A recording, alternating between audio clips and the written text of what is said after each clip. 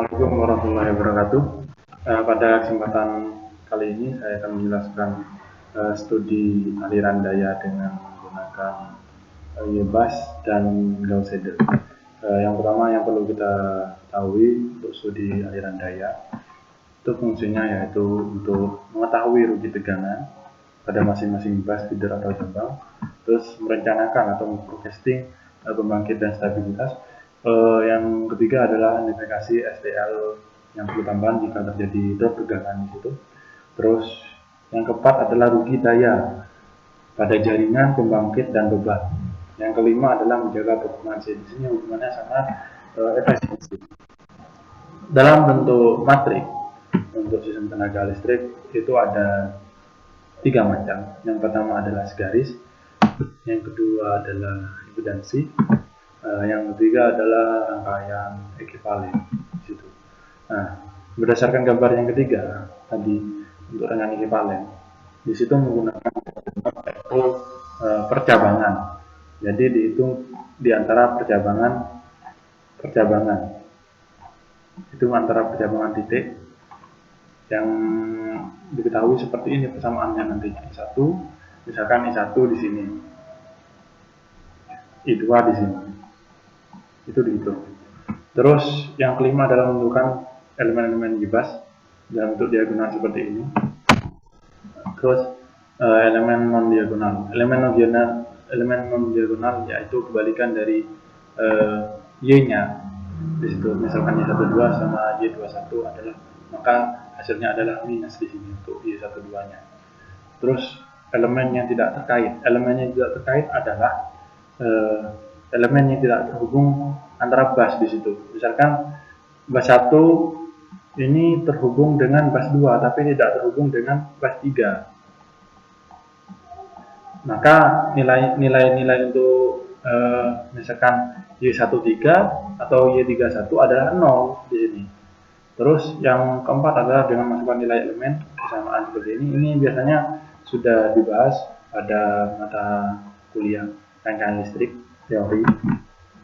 Terus yang kelima adalah dalam bentuk matrik. Di sini diketahui I-bus sama dengan Y-bus, V-bus.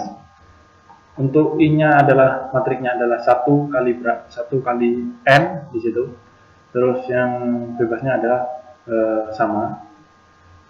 Kecuali untuk Y-busnya adalah banyaknya bus di situ. Jadi matrik berapa kali berapa tergantung banyaknya bus. Misalkan busnya ada 5, berarti 5 kali 5 di situ matriknya. Jadi jumlahnya adalah 25 bus di situ. Nah, di sini macam-macam bus ada 5, yaitu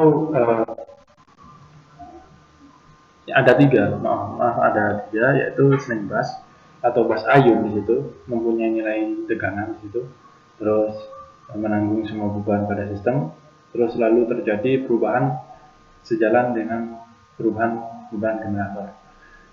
Bus beban atau bus PQ. Bus PQ di sini adalah satuannya akhir adalah MW atau MPAR.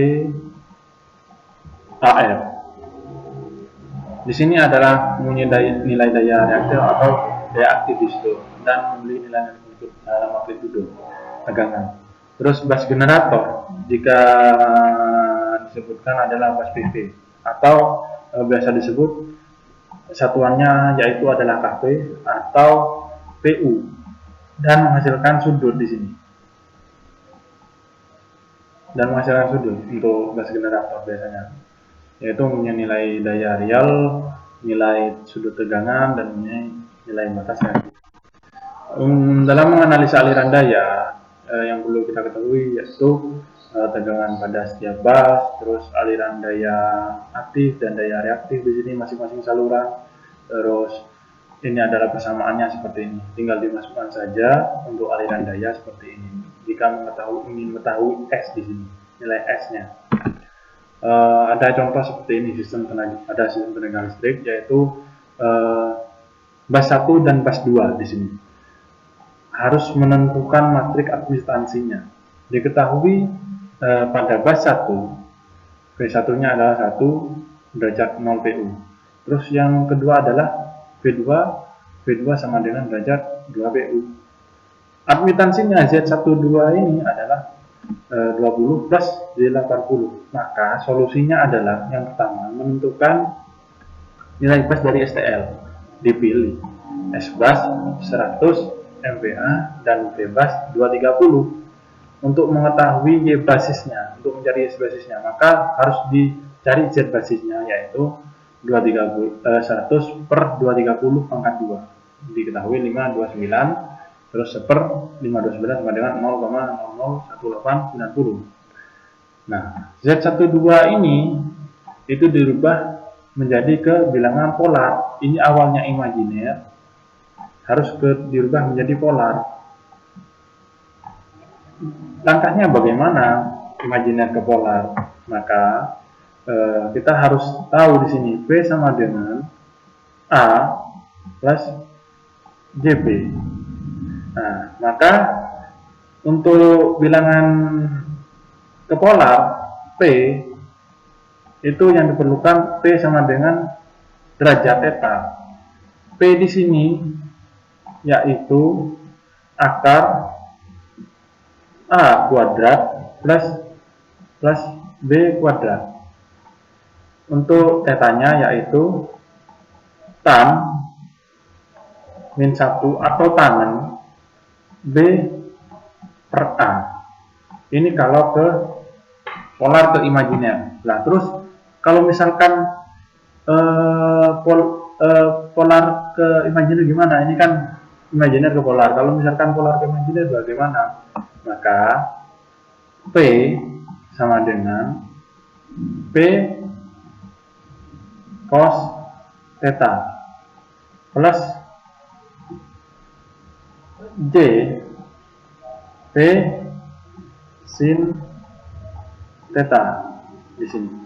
Tinggal ini saja untuk ke bilangan imajiner. Di sini kita lanjut. Di sini Y sama dengan sekian, sudah diketahui bilangan keluarnya sekian. Terus Y12 nya ini adalah conjugate. Kalau di MATLAB menggunakan perintah conjugate nantinya. Terus diketahui tetanya seperti ini, dan Y11 dan Y12-nya ini imitansinya. Terus yang kedua adalah bus 1 sebagai slang bus di sini. Diketahui V1-nya sama dengan 1, tetanya sama dengan 1 derajat. Bus 2-nya adalah bus beban di sini. P2 sama dengan min 1, Q2 sama dengan min 1. P2-nya dan tetanya harus dihitung. Nah, ini mencari Y admitansi yang tadi. Nah, jadi kan busnya ada 2, berarti 2 kali 2. Di situ diketahui seperti ini. 4. Nah, dilanjut untuk persamaan aliran daya biasanya menggunakan PJPI. Ini biasanya ini adalah format persamaan umum untuk aliran dayanya. Nah, untuk aliran daya itu biasanya ada 3, rektangular, terus polar, dan hybrid, dan semuanya itu menghasilkan sistem yang sama di situ.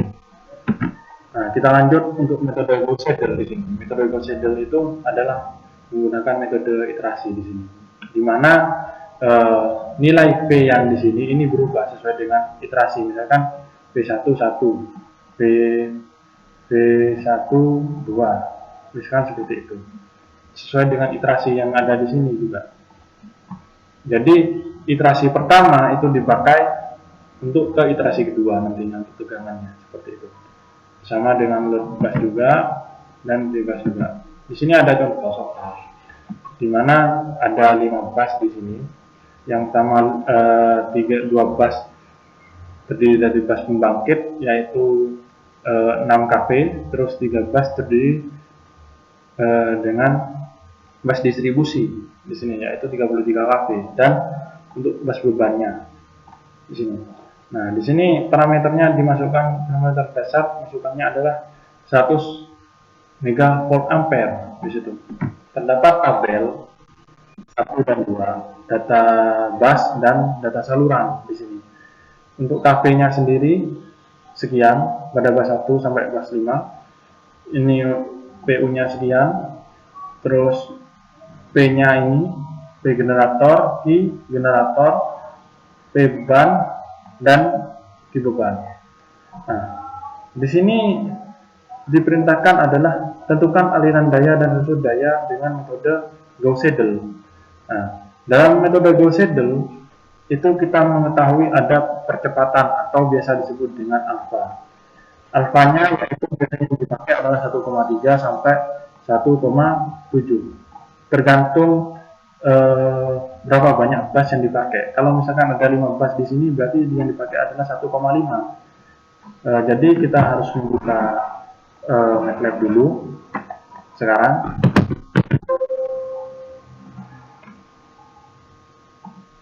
Nah, di sini sudah ada program yang ada yang sudah diprogram di sini di MATLAB yang untuk contoh soal tadi. Seperti yaitu untuk merefresh program yang ada historinya gitu. Nah, di sini epsilon ini tergantung dengan keakuratan. Jadi semakin akurat, semakin kecil epsilonnya, maka semakin akurat di situ. Tapi biasanya yang dipakai adalah 0,001 di sini. Tapi untuk semakin kecil ini, maka iterasinya maka semakin di situ. X-nya sama dengan 1, alfanya 1,5 yang tadi. Dasar MPA yaitu 100 MPA. Transformator adalah 1,02 sama dengan yang di data saluran, jadi disamakan di situ. Dasar-dasar tegangan awal pada setiap bus di sini adalah 1,05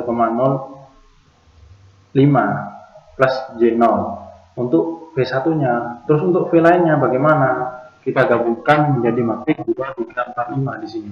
Di sini ketemu 1. Jadi disamakan di sini semuanya. Nah, ini kok ada tanda kuning misalkan seperti itu. Ini tidak apa-apa. Jadi MATLAB itu tidak bisa membaca bilangan J, tapi bisa membaca angka huruf I di situ. Tapi tidak masalah. Selama programnya maka J sama. Untuk daya aktifnya seperti ini. Nah, untuk daya aktifnya itu yang ada hanya pada bus 3. Itu daya aktif dan reaktifnya pada pembangkit. Sedangkan pada beban itu ada pada bus 5 saja. Dan untuk lainnya adalah 0. Ini adalah perwakilan di sini. PL sama dengan 0 di sini. Dan kita ketahui di situ Z12 adalah menyambung. Z24 nyambung. Sedangkan Z15 di sini tidak menyambung di sini. Z15 tidak menyambung. Jadi harus melalui 2. Jadi yang menyambung adalah Z12, Z25, Z24, Z34, Z45, Z42 seperti itu yang menyambung. Dilanjutkan diubah dari Z jadi 1 per Z di situ, ditambahkan A di situ, nilai A adalah 1,02. Dikarenakan 1 per A ini adalah pembangkit, angka pembangkit di sini. Ini angka pembangkit. Terus dilanjutkan ini programnya sama dengan yang ada di PowerPoint. Kita hanya menyalin saja di situ. Terus kita membuat elemen LP. Biasanya untuk perhitungan elemen LP ini tidak masalah, kita tidak menghitungnya. Di sini untuk parameter YL barang tidak masalah. Yang perlu difokuskan adalah ini. Well, X lebih besar sama dengan epsilon. Iterasi dimulai dari 1. Yang perlu kita ketahui, yang perlu kita pahami adalah ini. Ini adalah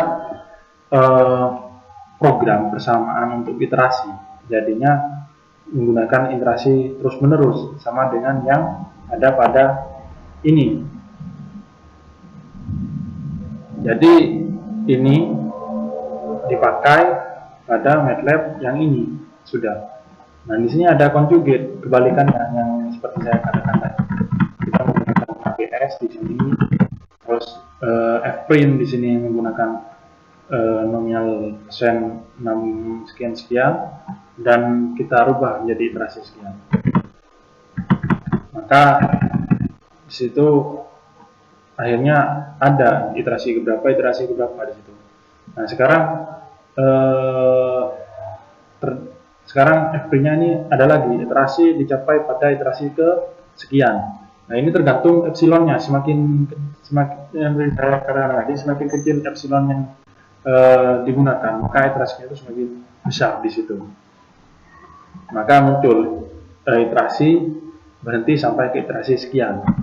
Nah, terus diteruskan kita menghitung suku pada setiap bus di sini. Di sini ada bus 1, bus 2, dan bus 3 sampai bus 5. Kita menghitungnya mulai dari SB 1/80 Pi kali atam 2 di sini, ini real V, terus FP-nya sekian, SB-nya, maka perhitungan daya kompleksnya seperti ini nantinya. Nah, untuk perhitungan daya kompleks sendiri, ini untuk mengetahui daya aktif pada sekian bus di sini. Jadi yang digunakan untuk menghitung daya kompleks di situ adalah menggunakan yang aliran daya tadi, yang menggunakan yang ini, format yang ini. Untuk persamaan yang ini, menggunakan persamaan yang ini kita taruh di sini dan kita taruh nantinya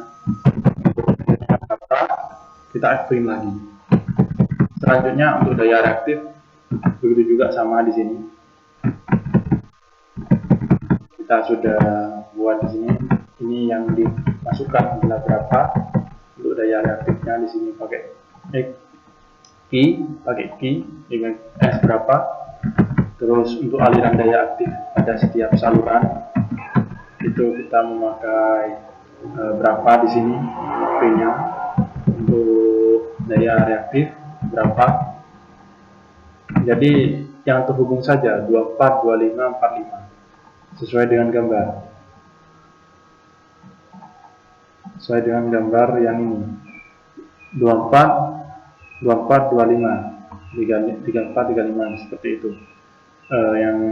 Yang dicari di sini. Susut daya, 24 sama dengan 24 plus 42, 25 sekian. Terus PL susut daya dan pada setiap susut daya pada setiap saluran reaktif seperti ini. Nah, nantinya kita coba Moran selection di sini. Awalnya untuk program yang ada pada command window di MATLAB ini adalah kosong. Setelah kita run section di sini sudah bisa kita hitung. Ternyata dengan menggunakan epsilon 0,001 kita mendapatkan 10 iterasi dari ke 15. Dan ini nilainya semakin kecil di sini. Jadi kesimpulannya adalah semakin kecil epsilon yang digunakan, maka semakin besar nilai iterasi dan semakin kecil nilai tegangan bus yang dihasilkan di sini. Di sini sudah diberitahu bahwa iterasi sampai ke iterasi 10 hanya iterasi 10. Terus sudut tegangan pada setiap bus seperti ini. Minus, ada yang 0. Loh, kenapa ini kok 0? Ternyata di sini adalah untuk bus pembangkit dan bus beban. Terus dilanjutkan di sini daya aktif pada setiap bus 16, 9, dan 925. Untuk daya reaktifnya 10, 9, 4, 3, 5, 9. Untuk aliran daya saluran sekian sampai dengan susut daya aktif pada setiap saluran 0,41, 241, dan 104. Nah, untuk program MFL-nya bisa di-download di link di bawah bersama dengan presentasi dan kalkulator kompleks di situ. Sekian dari saya. Terima kasih. Wassalamualaikum warahmatullahi wabarakatuh.